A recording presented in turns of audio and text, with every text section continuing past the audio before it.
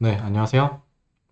이번 시간에는 벤저민 리벳 실험과 관련해서 그러니까 자유의지가 있니 없니를 가지고 논쟁하는 것 중에 제 생각에 아마 저의 채널을 보시는 분들 중에서 혹시 보시지 않더라도 기독교적인 관점에서 내가 영혼이라는 게 있는 관점에서 내가 의식하기 전에 뇌파가 먼저 변했다라는 그 얘기로 이미 자유의지라는 게 끝난 거라는 얘기를 많이 듣는데 혹시 우리는 어떻게 생각하면 좋은가? 라는 생각을 하실 수도 있을 것 같아서 잠깐 한번 나누는 시간을 가지려고 합니다. 우선 그 벤자민 리벳 실험을 좀 더 다시 나누자면 제가 이제 그 수전 블랙모어의 뇌의식의 대화 정현우 씨가 옮기셨고요. 그 뇌과학자셨던 것 같은데 한원 출판사에서 출판했고 171쪽에 수전 그린필드라는 그 과학자 이전에는 고전을 공부하셨던 그리스 3대 비극을 공부하셨던 학자인 것 같아요. 근데 이제 과학자로 전향을 하시고 하신 분이신데 그분과의 대화 중에서 이런 얘기가 나옵니다. 이분이 벤저민 리벳 실험에 참여하기도 했었다. 벤저민 리벳 실험에 참여하기도 했었다.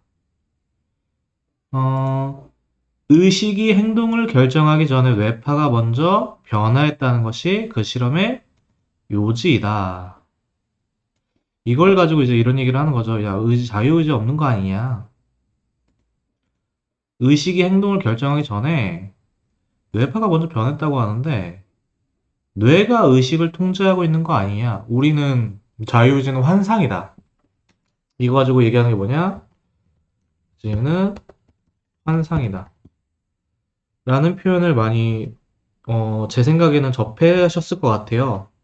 그래서 제가 뭐 이분들 거를 뭐 이런 얘기를 들으면 이제 어떤 생각이 드냐면 그 영혼이 있다고 저희는 믿잖아요. 이게 사실은 그렇게까지 낯선 개념이 아니에요. 어떤 얘기냐면 제 그 영상들 중에서 제가 이제 그 인식론 그 제 재생 목록 중에서 인식론이 있습니다.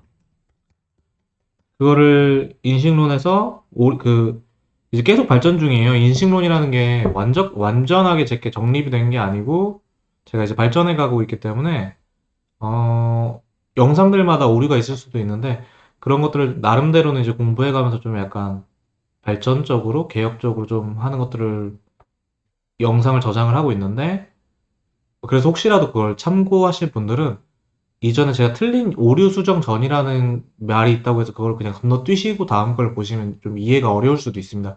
같이 보시면 훨씬 혹시라도 보실 거면 그걸 같이 보는 거 추천드리고요. 여기서 제가 어떤 식으로 말을 많이 하냐면 저희 원래 그 영혼이 있다고 믿는 저희는 어떻게 생각을 했냐면 제 그 영상에서도 나왔지만 어, 육체가 있으면 근데 여기서 중요한 거는 영혼이라는 거는 공간을 차지하지 않는 영역입니다. 이게 벌써부터 좀 말이 어렵죠. 근데 항상 영혼이라는 거는 공간을 차지하지 않고 제가 지식이 성장한다는 표현을 쓰기도 하는데 양적으로도 사실은 피조물이기 때문에 가변적이고 뭐 양적이다 이런 식으로 표현을 하지만 공간적인 의미에서의 모양이나 형태나 이런 거를 생각하는 거는 사실 굉장히 싫어했어요. 영이라는 것 자체가, 영이라는 개념 자체가. 그래서 하나님에 대해서도 우리가 그 어거스틴 장로교, 칼빈주의를 원래 그냥 정통 장로교, 제대로 된 교회들에서 가르치던 것들을 경험하셨던 분들은 아마 가시적인 형상으로 하나님을 표현하는 것들을 되게 싫어해서 그런 것들로 하나님을 생각할까봐 그 성화 같은 걸 떼고 십자가 같은 것도 이제 그 떼고 그러니까 뒤에 이런 것들을 안 하시는 교회들이 있으시죠? 그리고 하나님은 영이시니 영으로 영과 진리로 예배할지니라가 이것도 같이 나중에 지식하고 연결이 되는 부분이거든요. 그래가지고 이런 가시적인 부분, 우상을 만들지 말라고 했던 하나님의 그 말씀도 있잖아요. 십계명에 보이는 형상, 위로 하늘에 있는 것이 아래로 땅에 있는 것이 그 어떤 것도 하지 않는 것. 영이시라는 표현이 그렇게 되는데 인간의 영혼을 생각할 때도 저희가 하나님하고 다르지만 영이라는 개념을 생각할 때 인간에 대해서도 생각을 할 때도 이런 가시적인 느낌, 공간을 차지하는 느낌 그런 쪽으로 영을 생각하는 걸 굉장히 싫어했었다. 그런 표현들을 하면 되게 안 좋게 생각을 했었다. 근데 이제 아무래도 그런 얘기들이 많이 이제 정리가 좀 나눔이 안 되다 보니까 이제 저의 생각에는 그런 게 나눔이 안 되다 보니까 뭐 과학자가 죽었더니 뭐 무게가 줄었다. 그럼 영혼이 나간 거다. 영혼의 무게다. 이게 벌써 원래 절대로 된 교회들에서는 그런 거를 굉장히 싫어하는 사상인 거죠. 무게가 있다는 게 물질로 환원이 된다는 거잖아요. 에너지로 바뀌든지 뭘로 바뀌든지 간에 다른 쪽으로 생각을 하든지 간에 그런 쪽으로 하는 것 자체가 아예 좀 다른 개념이고 음, 어쨌든 이게 육체면 어, 이렇게 보는 거예요. 이게 영혼이에요. 그러면 제가 이제 다른 영상에서 했지만 저희는 뇌에만 지식이 있다고 하지 않습니다. 그렇게 믿지 않아요. 왜냐면 그 왜냐면 뇌에만 있다고 하면은 우리가 죽었을 때 천국에 갔을 때 아무 의미가 없겠죠. 그 사후세계 이런 거 말할 필요가 없겠죠. 그래서 환생이라는 거에 대해서도 조금은 약간은 회의적인 생각을 하는 게 나라는 존재를 싹 지워버렸는데 그게 의미가 있나? 물론 의미가 있을 수 있겠지만 저 같은 경우에는 이런 식으로 생각하시는 그 영화 이런 내용도 본 것 같거든요. 내세는 내세고 지금 난 즐길 거야. 그거 어차피 나 상관없을 텐데. 라는 생각까지 할 수도 있겠죠. 그 정도로 이제 나라는 정체성이 굉장히 중요한데, 그런 부분에 있어서 이제 영혼이라는 것도 지식이 있는 영역이라고 생각을 했고요. 이런 것들 나중에 삼위일체론 같은 거 보시면, 어거스틴 삼위일체론 같은 거 보시면 이런 느낌이 나옵니다. 그 다음에, 제가 추천 또 드리는 거 자주 말씀드리는 것 중에 최한열 변호사님의 나라사랑 인문학 거기에서 하이데거 관련해서 얘기하시는 것도 보면 아 이런 얘기들이 다 있었나 보다 이런 걸 충분히 경험을 하실 수 있으리라고 생각을 합니다. 네, 여기서 지정 영혼에서도 지정입니다. 그런데 그럼 의가 빠졌죠. 의가 여기에요. 여기 뭐라고 하냐면 마음이고 의지의 집이라고 표현을 합니다. 그러면 이게 지금 한번 제가 다른 그 인터넷에서 용어를 잠깐 한번 보여드릴게요. 너무 이제 낯설게 느껴지실 수도 있을 것 같아서. 어, 어학사전에 마음이라는 거를 검색을 해보면, 네, 좀만 더 키워보도록 하겠습니다.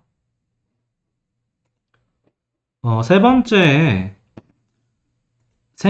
사람의 생각, 감정, 기억 따위가 생기거나 자리 잡는 공간이나 위치라는 식으로 나와 있죠. 그리고 의식이라는 거 한번 검색을 해보겠습니다. 깨어있는 상태에서 자기 자신이나 사물에 대하여 인식하는 작용. 여기서 더 살펴보자면, 저희는 이렇게, 제가 공부하는 바로는 이렇게 믿어요. 제가 공부하는 바로는 이렇게 알고 있어요. 어떤 식으로 알고 있냐면, 자, 이게 같이, 여기에 지식과 여기에 지식이 같이 작용을 해야지 의식이 생기는 거예요. 의지가 마음에 자리 잡고 의식이 생기는 거예요. 이것 때문에 제 오류 수정 전 영상에서 제 오류가 뭐였냐면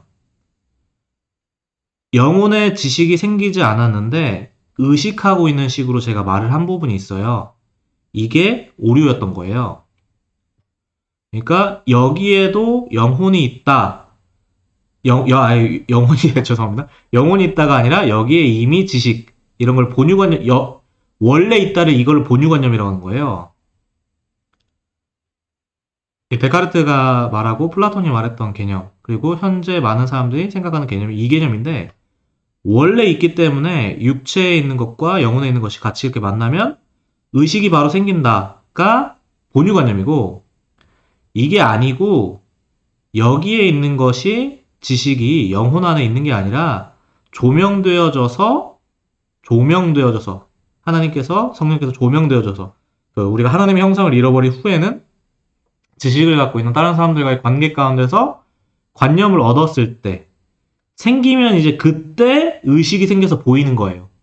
나의 현상이라는 표현을 쓰죠. 요즘에는 내가 보이는 거, 감각질 그런 게 나의 영혼에 이미 이게 생겼을 때 이게 있는 거죠. 이게 선행을 해야지 이게 생긴 거예요. 한쪽만 있을 때는 이게 생기지 않는다고 생각을 하는 거거든요. 의식이. 이런 식으로 생각을 해보면 다시 한번 보겠습니다. 벤저민 리벳 실험. 의식이 행동을 결정하기 전에 뇌파가 먼저 변한다는 것이 그 실험의 요지인데 뇌가 의식을 통제하고 자유의지는 환상이다라고 말을 한다고 하는데 옛날에 있었던 그런 관점에서 생각해 볼 수 있는 개념도 뭐냐면 영혼의 지식과 육체의 지식이 같이 반영을 해서 의식을 형성을 한다고 마음의 의지의 직, 마음이 의지의 직, 의식이 생기고 뭐 이렇게 하는 걸 생각을 했다면 이미 내가 여기서도 자유의지를 뭘로 생각을 했냐면 선행적으로 뭐가 있어야 되는 거죠. 그리고 여기서 말하는 자유의지는 어떤 자유의지의 개념이냐면 원래 말하는 자유의지는 이 지식이 그 어느 누구의 강제 없이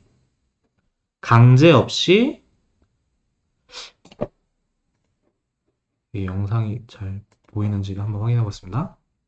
강제 없이 행하는 거예요.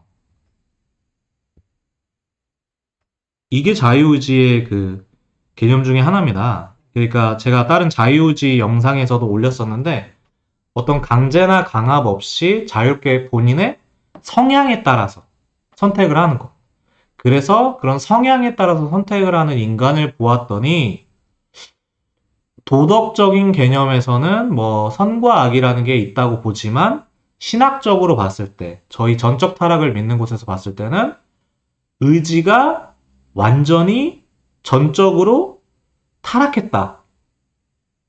그러면 지금 저희 영상에서 보셨겠지만 이런 것 때문에 의지의 타락과 관련해서 외적 계시인 복음을 들었을 때 성령께서 내적으로 조명하셔서 우리가 어떤 의식을 드러내느냐가 같이 연결이 이제 이렇게 신학적으로 되어 왔던 거죠. 네, 그래서 자유의지라는 것 자체도 뭐 요즘에는 뭐 노예의지라는 표현을 쓰시더라고요. 그러니까 요즘이라고 하면 안 될 것 같긴 한데, 근데 저는 개인적으로 자유의지라는 용어를 그대로 쓰고, 그런데 도덕적으로 선과 악을 선택할 수 있던 그 아담과 같은 자유의지랑 헷갈리니까, 노예의지란 말을 당연히 쓸 수도 있는 것 같긴 하지만, 자유의지라는 말 자체를 좀 약간 이렇게 구분을 짓다 보면 잘 안 쓰고, 그걸 아담 쪽으로만 생각을 하다 보면 이런 식으로 자유의지에 대해서 다르게 오해하는 생각들이 기독교인들 내에서 있을 수도 있지 않을까라는 생각 때문에 자유의지가 우리가 없는 게 아니다. 우리가 자유의지는 있는데 아담처럼 완전히 선과 악을 택하던 그런 자유의지는 아니고 완전히 타락했다. 그런데 누구의 강제와 강압 없이. 네, 이 정도로 해서 오늘은 원래 우리 개혁교회?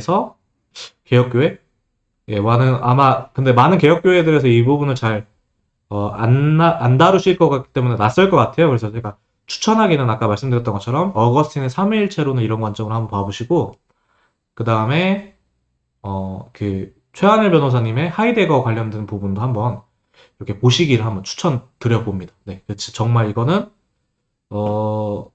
예, 자꾸 이제 말이 좀 겉나오는데 어쨌든 예, 이거는 한번 우리 개혁교회를 추구하시는 분들께서 한번 생각해 보시면 좋을 것 같다는 생각과 함께 그럼 다음에 또 다른 개념들 나눌 게 있으면 나누도록 하겠습니다.